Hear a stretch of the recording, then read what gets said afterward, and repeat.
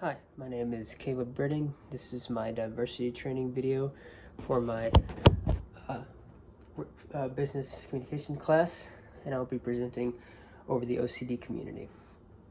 So, about OCD, that is also known as obsessive compulsive disorder, and it is basically a common disorder spanning all races, all religion, and it basically is a genetic disorder that causes people to have intrusive thoughts, very bad anxiety, and just overall just a severe worriness over their life, and have to perform different compulsions each and every day because their brain is either telling them to, and they just have second thoughts about everything. And it is a real disorder and is not easily diagnosed. My main points I will be giving is the background and the statistics on OCD, how people with it communicate in the workplace, how body language can affect that, so on and so forth. So here's the backgrounds and statistics.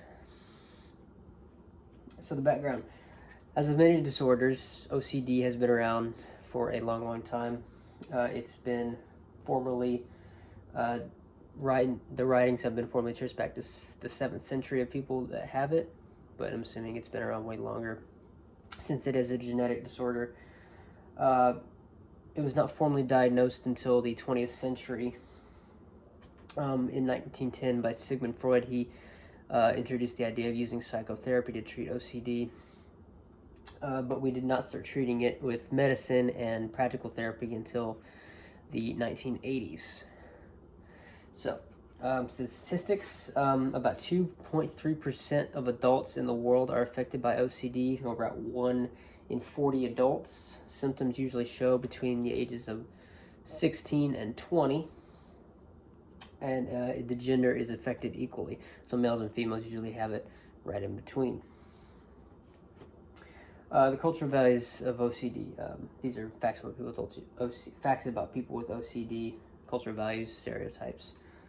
People with OCD come from all different backgrounds, cultures, races, and religions, but they have several different values that they respect overall, including respect, transparency, empathy, kindness, and mindfulness, because this is a real disorder that they are having to deal with on a daily basis, and it is not something to take lightly, because it is something they are usually having to consistently wrestle with, and they don't believe they should be lumped in with others, and they should be respected because they're not crazy. They just have this disorder they're wrestling with. Some of the stereotypes about OCD people: they are friendly people. Positive ones are they're friendly people. They have a controlled personal life. They're punctual. They're organizational. So many can be very across the board organizational and personal people.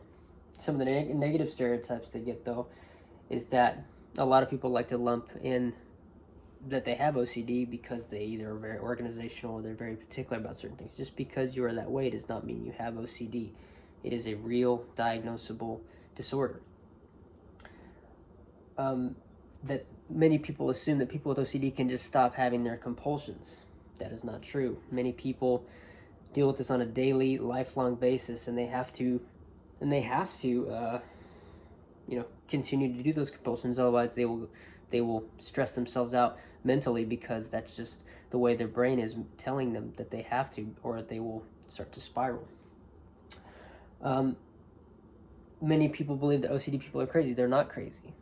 They just have an internal struggle with them that they're having to complete these tasks to feel unworrisome and not stressed out. Many OCD people realize that their compulsions make no sense, but they have to complete them to relieve stress. Workplace communication. Relationships with with superiors. So, as if they are a subordinate, their relationships with their superiors can have negative and positive effects. Some of the negative traits that they have with their superiors: they sometimes believe their superiors will not promote them because of their OCD. They will believe that they will not allow them to have mental health days. They are very non-confrontational with their superiors. They will sometimes avoid tasks that are doled out because they're not comfortable with them. They will do their best to communicate, but sometimes have a difficulty concentrating or staying on task and do not multitask well. Some of the positive relationships they can have with their superiors is that they will be engaging and empathetic with them when they have miscommunication with their superior. They will do their best to communicate their needs to you and will not shy away from the fact that they have OCD.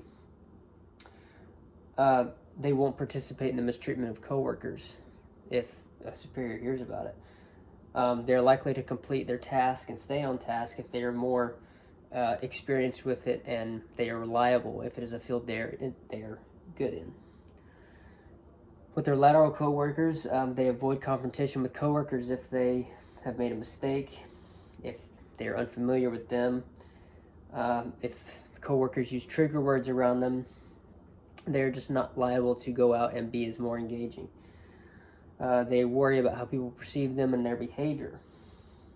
However, though, there are positive aspects. They will treat you fairly. They are understanding and very helping.